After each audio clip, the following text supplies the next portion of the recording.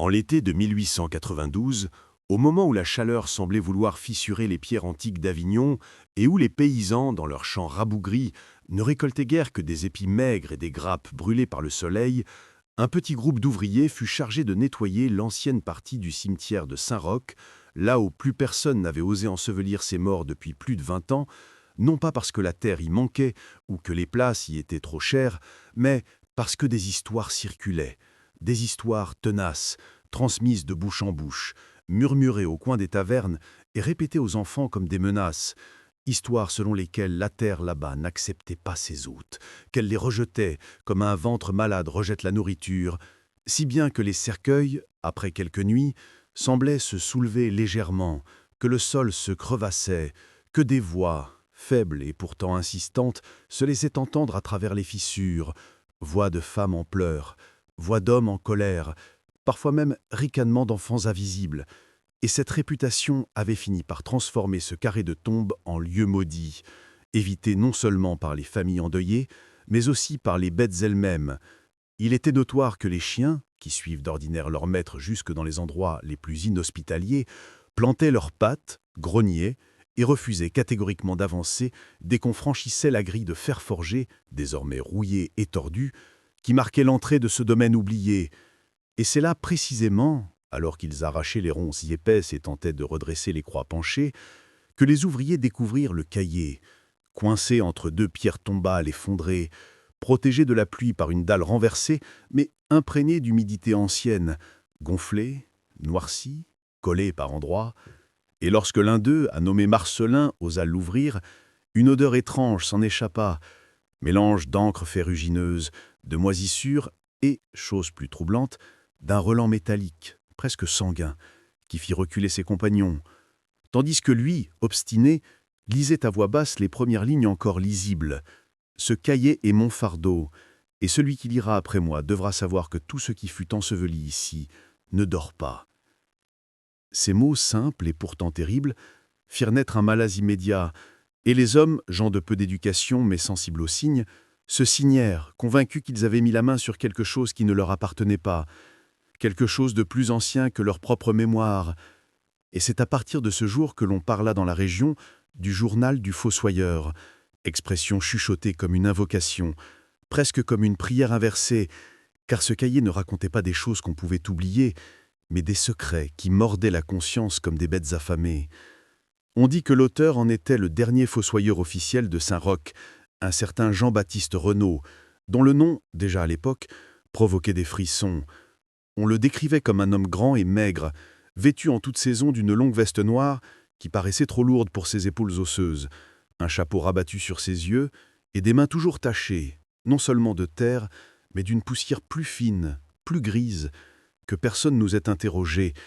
Il ne parlait presque jamais, se contentant d'acquiescer de la tête, et quand il ouvrait la bouche, sa voix semblait provenir d'un puits, rauque, éteinte, comme si ses cordes vocales avaient été usées à force de parler aux morts. Certains affirmaient l'avoir vu rôder la nuit autour des tombes bien après l'heure de son service, tenant une lanterne à la flamme si faible qu'elle paraissait aspirée par l'obscurité.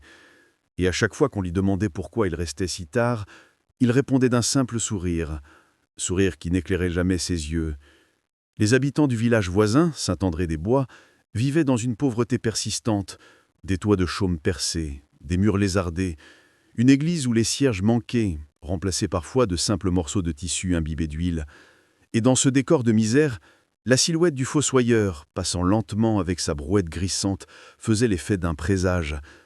Les enfants, à son approche, se tisaient d'un coup, serrant la main de leur mère, et les hommes, même les plus eus, détournaient le regard, car on disait qu'il avait enterré plus de vivants que de morts, que sous sa pelle disparaissaient des gens qu'on ne revoyait jamais, mais faute de preuves, personne ne l'accusait ouvertement. Il était à la fois craint et nécessaire, indispensable comme la mort elle-même. Le journal, dans ses premières pages, ne dément pas cette réputation. Entre les lignes d'une écriture serrée, nerveuse, on lit des détails sur les enterrements, sur les familles éplorées, sur les prêtres qui venaient bénir à la hâte des fosses creusées trop profondes, mais déjà apparaissent des notes qui ne ressemblent pas à de simples observations. La terre a faim, plus que nous. Chaque corps qu'on lui confie est une obole, mais parfois elle réclame davantage. À mesure que l'on tourne les pages, la voix du fossoyeur se fait plus personnelle, plus troublante. Il parle de bruits entendus au crépuscule, de coups sourds venus des caveaux, de silhouettes entrevues entre les cyprès quand la brume tombe, et toujours cette obsession, nourrir la terre, calmer son appétit, comme s'il n'était pas seulement un employé de la paroisse, mais le serviteur d'une puissance souterraine. Ainsi commençait l'histoire que nul ne voulait lire à voix haute, l'histoire d'un homme dont le silence avait couvert des secrets plus lourds que la pierre tombale la plus massive, et dont l'aveu longtemps enfoui ressurgissait enfin pour témoigner que sous les champs arides et les murs craquelés de Saint-André-des-Bois, quelque chose de plus ancien, de plus patient que les vivants, guettait son dû. Le cahier, une fois décodé malgré ses pages collées et tachées, révélait bien plus qu'une simple confession. Il offrait un miroir sur la vie du village lui-même, sur cette communauté misérable accrochée aux rives du Rhône, battue par les vents d'hiver et brûlée l'été par un soleil qui semblait vouloir calciner toute trace de verdure et où chaque maison portait l'empreinte de la pauvreté.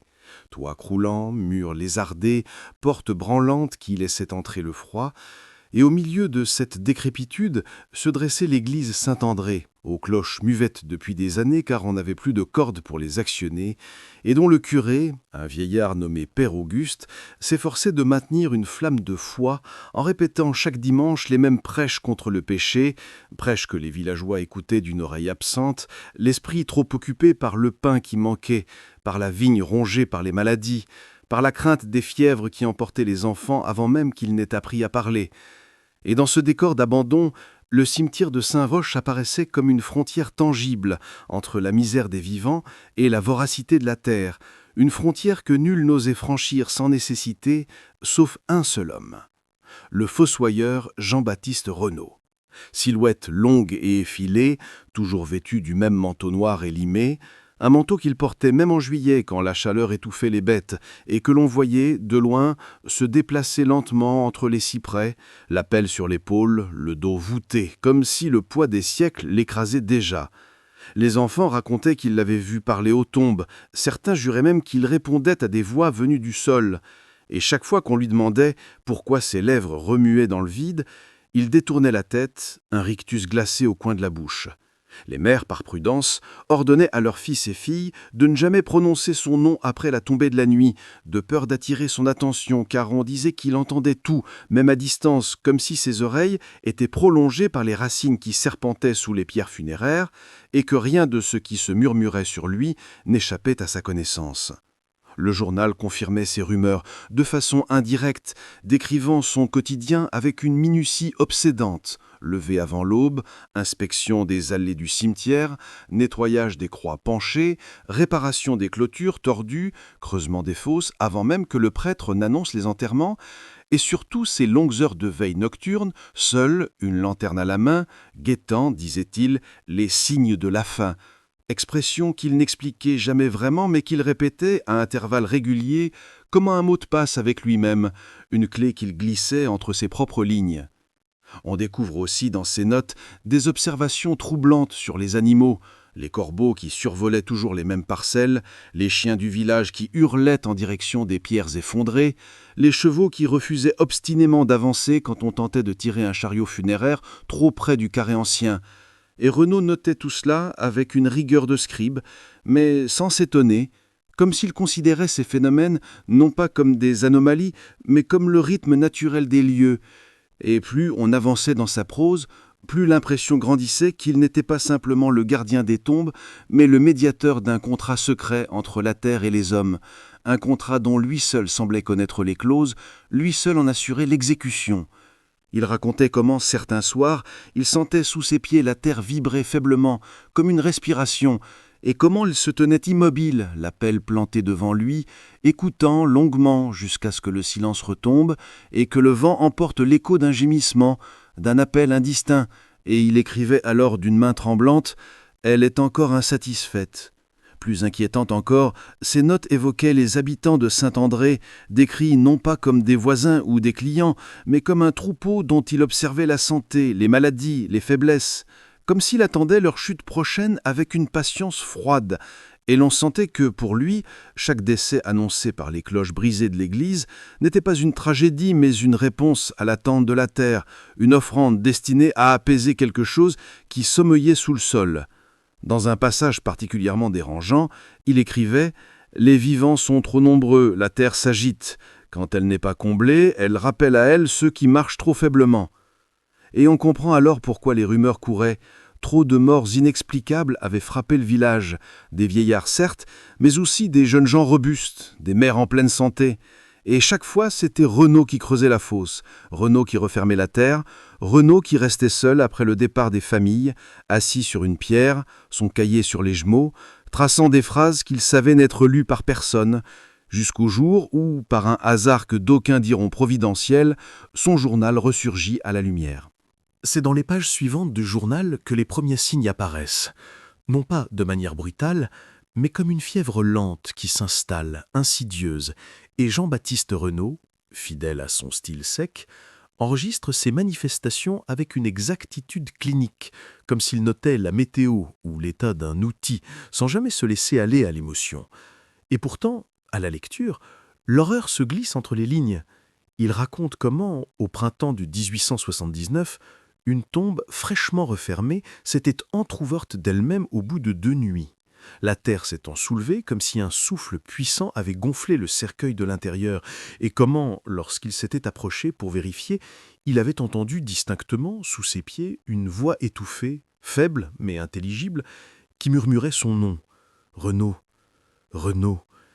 Et plutôt que de fuir ou d'appeler à l'aide, il s'était agenouillé, l'oreille contre la motte encore humide, et avait murmuré en retour « Pas encore, dors !» Quelques jours plus tard, ce fut une autre tombe, puis une autre, toujours la nuit, jamais sous les yeux des villageois si bien que lui seul semblait témoin de ces phénomènes, mais les bêtes, elles, confirmaient son témoignage. Les chats du cimetière, jadis nombreux, disparurent un à un et ceux que l'on revoyait rôdaient en tremblant, le poil hérissé, les yeux fixés sur les pierres comme s'ils suivaient des formes invisibles. Les chiens du village, la nuit, hurlaient vers le nord, tous ensemble, comme si une seule et même présence les obsédait. Et plus troublant encore, les enfants commencèrent à rapporter des visions, parlant de silhouettes qui se promenaient entre les cyprès, de cortèges silencieux avançant vers les fosses, donnant des chandelles qui ne laissaient aucune fumée. Et lorsqu'on les réprimandait, en leur disant qu'ils inventaient, ils restaient pâles, tremblants, jurant que leurs yeux n'avaient pas menti. Le journal consigne ces rumeurs avec une précision qui glace. La terre s'ouvre d'elle-même quand elle réclame. Les petits voient, les bêtes sentent, mais les hommes ferment les yeux. À partir de là, les morts se succèdent d'une manière qui ne peut plus être attribuée au hasard. Un pêcheur retrouvé sans souffle au bord du Rhône, une jeune fille éteinte au milieu de son sommeil, un vieillard pris d'un rire convulsif avant de s'écrouler net dans la poussière de la place, et toujours le même scénario. C'est Renaud qui transporte le corps, Renaud qui creuse, Renaud qui referme. Et son cahier note la cadence avec une froideur qui fait frémir. 3 cette semaine, la faim se calme. Mais parfois, la faim ne se calmait pas. Et alors les signes redoublaient. Des pierres tombales qui se fissuraient sans cause, des croix renversées par une main invisible, et surtout ces voix, de plus en plus nombreuses, qui semblaient monter de la terre chaque fois que la lune grossissait, comme si les morts ne supportaient plus leur silence et réclamaient de se mêler aux vivants. Le père Auguste, sollicité par des fidèles inquiets, vint une nuit bénir le cimetière tout entier, aspergeant d'eau bénite chaque allée, chaque pierre. Mais Renaud nota dans son cahier que l'eau avait séché aussitôt, aspirée comme une goutte sur des braises, et que le lendemain matin, 3 tombes s'étaient entr'ouvertes comme des bouches édentées. Ce fut à partir de cet épisode que les habitants commencèrent à éviter, non seulement le cimetière, mais aussi ses abords, préférant faire un détour d'une demi-heure plutôt que de longer les murs de Saint-Roch. Et les enfants furent formellement interdits de jouer dans les champs voisins, mais cela n'empêcha pas certains d'entendre, la nuit, depuis leur lit, des pas lents, des grincements, comme si une procession invisible traversait le village pour se rendre jusqu'à la grille de fer tordue. Le journal évoque même une scène glaçante. Un soir d'orage, alors qu'il réparait une clôture, Renaud vit de ses propres yeux une silhouette d'homme se détacher de la brume, avancer vers lui en titubant, le visage dissimulé. Et quand il s'approcha, La lanterne révéla qu'il s'agissait de Joseph Martin, mort et enterré 2 semaines plus tôt, son linceul collé à sa peau, ses yeux ouverts et fixes. Mais au lieu de s'effondrer de terreur, Renaud écrivit calmement « La faim le renvoie. Je dois l'accompagner. » Il ne précise pas ce qu'il fit ensuite, seulement que, au matin, la tombe de Joseph semblait intacte, sans trace de trouble, mais qu'une nouvelle fissure était apparue sur le sol du carré ancien. À mesure que l'on lit ces pages, un motif se dessine. Chaque fois que la terre est insatisfaite, elle ouvre, elle rappelle, elle réveille. Et seul Renaud paraît capable d'interpréter ces signes, comme un prêtre noir officiant devant une congrégation invisible. Les villageois, eux, perçoivent seulement les échos. Le bétail qui dépérit sans raison, les récoltes qui pourrissent en pied, les enfants qui murmurent en dormant des prières qu'on leur a jamais apprises. Et malgré la peur, personne n'ose accuser directement le fossoyeur, car comment accuser le seul utile à avoir justement la clé de leur mort? À partir de l'hiver 1880, les choses cessèrent d'être des murmures ou des soupçons pour devenir un spectacle de plus en plus manifeste. Et le journal de Renaud, jusque-là simple registre de phénomènes troublants, se transforma en chronique d'une lente invasion de l'ombre dans la vie du village. Car ce qu'il décrit dépasse les simples fissures ou les voix étouffées.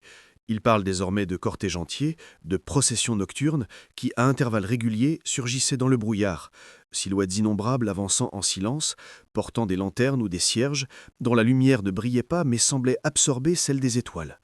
Et toujours ces silhouettes allaient dans la même direction, vers les fosses, comme si elles répondaient à un appel.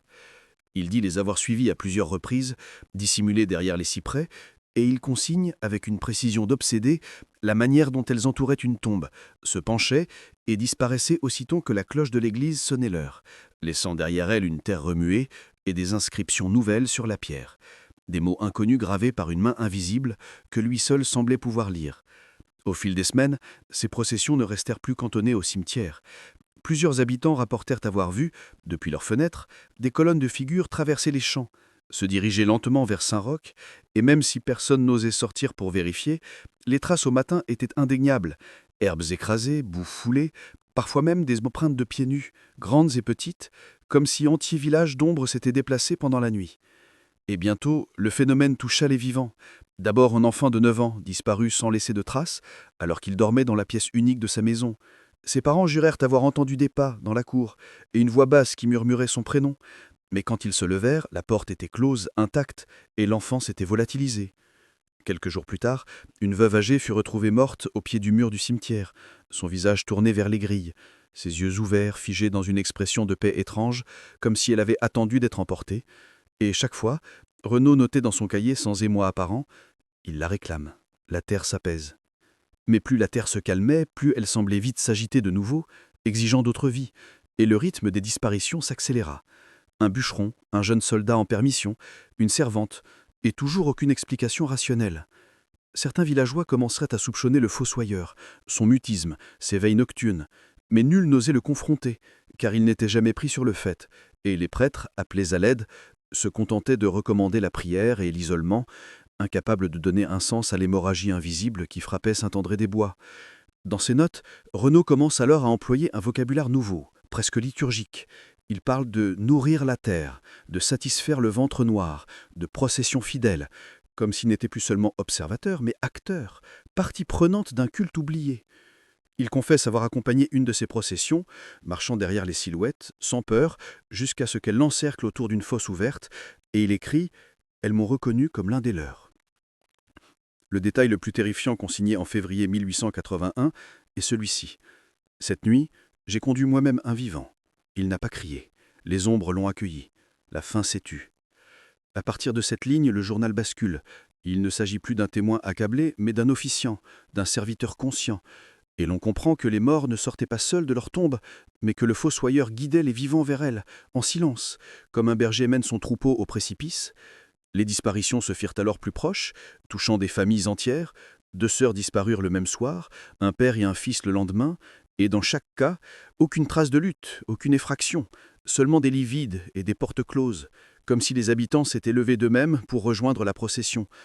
Le journal s'assombrit, l'écriture devient tremblée, tachée, parfois illisible, comme si la main de Renaud écrivait dans l'urgence. Mais toujours revient la même obsession, la faim augmente, elle réclame plus. Au village, la peur devint panique. Les familles barricadèrent leurs maisons. Les hommes montèrent la garde. Mais chaque fois que la brume descendait des collines, une torpeur s'abattait sur eux, une fatigue irrésistible. Et au matin, malgré les verrous, un ou deux manquaient à l'appel. Ce fut le moment où l'on commença à parler d'une malédiction, d'un châtiment ancien, et où les plus superstitieux affirmèrent que le cimetière était bâti sur des ruines païennes, sur un sanctuaire plus ancien que l'église elle-même, et que le fossoyeur, volontairement ou non, avait ravivé le culte endormi. Mais pour qui lit aujourd'hui son journal, la vérité est plus glaçante encore. Il n'était pas une victime, il n'était pas une simple marionnette, il était le médiateur, l'intercesseur, celui qui acceptait de nourrir la terre en y conduisant les siens, celui qui écrivait d'une plume implacable l'acte de disparition de son propre village. C'est dans la seconde moitié du cahier que le masque tombe entièrement et que les notes du fossoyeur cessent d'être ambiguës pour devenir l'aveu explicite d'une foi noire, car Jean-Baptiste Renaud y raconte, non sans une étrange fierté, les origines de ce qu'il appelle l'Alliance, une tradition qu'il prétend plus ancienne que l'Église, plus ancienne même que les murailles romaines d'Avignon, une pratique qui, selon lui, se transmet de fossoyeur en fossoyeur depuis des siècles, chaque nouveau gardien recevant de son prédécesseur non seulement la pelle et la lanterne, mais aussi le secret du contrat, ce pacte par lequel le village pouvait subsister au prix de sacrifices réguliers. Car la terre, disait-il, n'est pas un simple sol inerte, mais une bouche, un ventre, une entité vivante qui exige qu'on l'honore et qu'on la nourrisse, et s'il n'était pas obéi, elle déchaînait la faim, les épidémies, les récoltes pourries et les fièvres dévorantes. Selon ses écrits, chaque génération avait choisi de fermer les yeux, préférant laisser aux fossoyeurs le soin de régler la dette en silence, et ainsi la survie de Saint-André-des-Bois reposait depuis toujours sur ce commerce obscur, les vivants donnés pour apaiser la terre, les morts réintégrés à la procession pour rappeler aux autres l'inéluctable pacte. Renaud raconte avoir découvert dans les archives cachées de la sacristie de Saint-Roch de vieux parchemins décrivant des cérémonies païennes, des hommes vêtus de noir, conduisant des familles entières dans des fosses préparées, des chants en latin corrompu qui invoquaient la Mater Terrae, et il écrit qu'en comparant ces textes avec les signes gravés mystérieusement sur certaines pierres du cimetière, il avait compris que le sanctuaire chrétien n'était qu'un voile posé sur un autel beaucoup plus ancien, et que lui, en tant que fossoyeur, n'était pas un simple fonctionnaire, mais le dernier prêtre d'un culte qui se prolongeait dans l'ombre. Il décrit même des rites précis, l'enterrement de vivants choisis, non pas au hasard mais selon une logique étrange, les plus faibles, les malades, mais parfois aussi les jeunes et les vigoureux, comme si la terre réclamait un équilibre, et la nécessité pour le fossoyeur de prononcer certaines paroles, de déposer des offrandes de sel, de vin et de sang animal avant de refermer la fosse. Dans ses notes, il avoue avoir accompli ces gestes d'abord avec hésitation, puis avec une conviction croissante, convaincu qu'il ne faisait que perpétuer la charge confiée à ses ancêtres, et l'on comprend peu à peu que les disparitions inexpliquées n'étaient pas seulement tolérées, mais orchestrées, choisies, offertes. Plus glaçant encore, il écrit « Chaque fois que je creuse, je sens la chaleur monter du sol, comme une haleine. Quand je referme, je sens un apaisement. J'ai appris à aimer cette respiration. » Ce n'est plus le langage d'un témoin, mais celui d'un croyant, d'un officiant qui trouve dans l'acte même d'enterrer une communion avec ce qu'il appelle l'en-bas. Il note avoir vu de ses propres yeux une nuit de pleine lune, le sol palpiter sous ses bottes comme la peau d'un ventre vivant, et il s'est agenouillé, posant sa main contre la terre, jurant fidélité à ce qui respirait en dessous.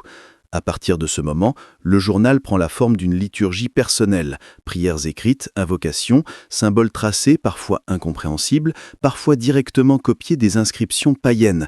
Et on sent que Renaud a cessé d'écrire pour se soulager, il écrit pour transmettre, pour initier celui qui trouverait un jour ce cahier. Parmi les révélations les plus terribles figure l'histoire de sa propre initiation. Il raconte qu'enfant, il avait surpris l'ancien fossoyeur, son oncle, en pleine nuit creusant une fosse supplémentaire alors qu'aucun mort n'était annoncé, et qu'il l'avait vu guider une silhouette vivante, une femme encore jeune, vers le trou béant. Il dit avoir entendu ses cris étouffés, puis plus rien, et que son oncle, en le surprenant, lui avait simplement dit « Tu comprendras un jour ». Ce jour, écrit-il, était venu, et c'était désormais à son tour de transmettre le flambeau, ou plutôt l'appel, à un successeur qu'il ne nomme pas, mais dont il dit qu'il existe, qu'il vit déjà parmi les villageois, prêt à prendre la relève. Ainsi, le cahier ne se contente pas de confesser, il menace, il annonce la continuité, et chaque ligne semble écrite pour que la tradition survive. Il y a même dans les dernières pages de cette section un inventaire des noms, des dates, des causes de disparition, notés froidement comme un registre comptable, mais entre chaque ligne, il ajoute une phrase obsédante « offert, accepté, silence ». Le lecteur contemporain ne peut qu'être frappé par le ton administratif de ce catalogue de sacrifices, comme si l'horreur avait été intégrée dans la routine du village. Et plus on avance, plus on comprend que l'Église, le curé, les autorités locales savaient depuis longtemps. Renaud affirme avoir remis des offrandes directement au Père Auguste, qui fermait les yeux, préférant bénir les fausses et prier que de faire face à la vérité. Et il insinue que certains notables acceptaient l'arrangement en échange de récoltes moins mauvaises et d'épidémies épargnant leur famille. Le pacte n'était pas le secret d'un seul homme, c'était le secret d'une communauté entière. Et c'est ce qui rend ces pages insoutenables, car elles révèlent que tout un village a survécu grâce à une complicité tacite avec la fin de la terre.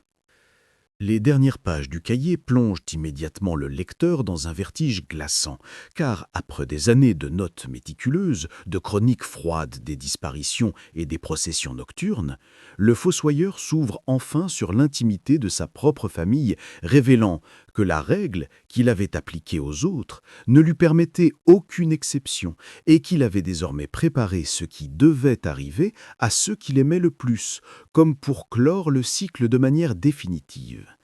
Il décrit le matin du 12 novembre 1892, quand sa femme et son fils, inconscients de leur destin, l'accompagnaient dans le cimetière sous prétexte d'aider à ramasser les feuilles mortes, et comment il les mena à la tombe la plus ancienne, creusée avec un soin presque cérémoniel, déposant dans le texte chaque geste, la position des mains, l'expression sur le visage du petit garçon, et le frisson glacé qui le traversa, lorsqu'il réalisa que ce rituel, qu'il avait toujours justifié par l'obéissance à la terre, impliquait désormais ceux qu'il aimait le plus.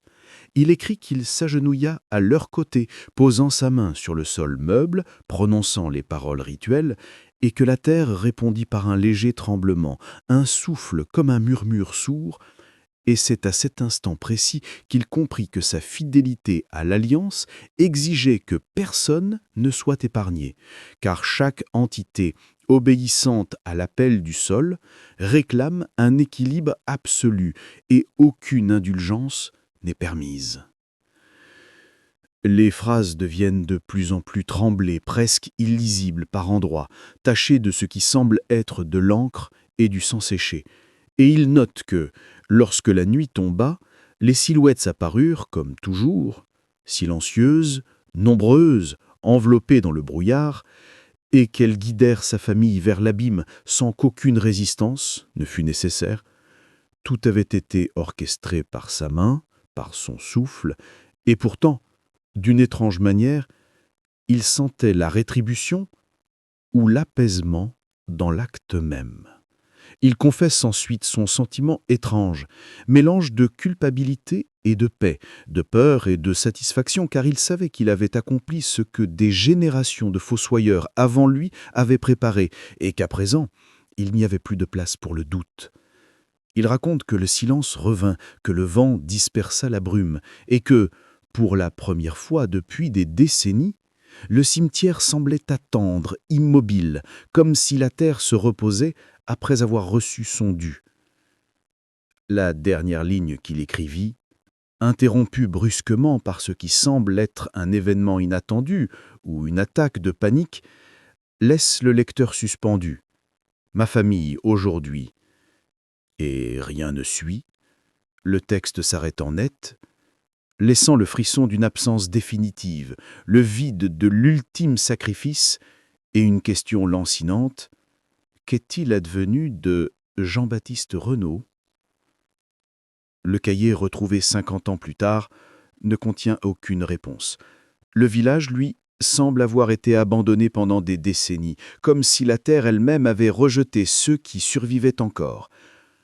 Pourtant, et c'est là que le lecteur moderne comprend l'ampleur de l'horreur, certains habitants affirment encore apercevoir aux abords du vieux cimetière une silhouette longue, un manteau noir flottant derrière des yeux brillants dans la nuit, et des enfants, parfois, chuchotent des prières qu'ils n'ont jamais apprises à leurs parents, évoquant un souffle de terre, un murmure qui réclame toujours quelque chose, comme si l'alliance n'avait jamais été rompue, et que le cycle se poursuivait dans l'ombre, invisible aux yeux des adultes, prêt à reprendre ses droits sur ceux qui ignorent encore la fin de la terre.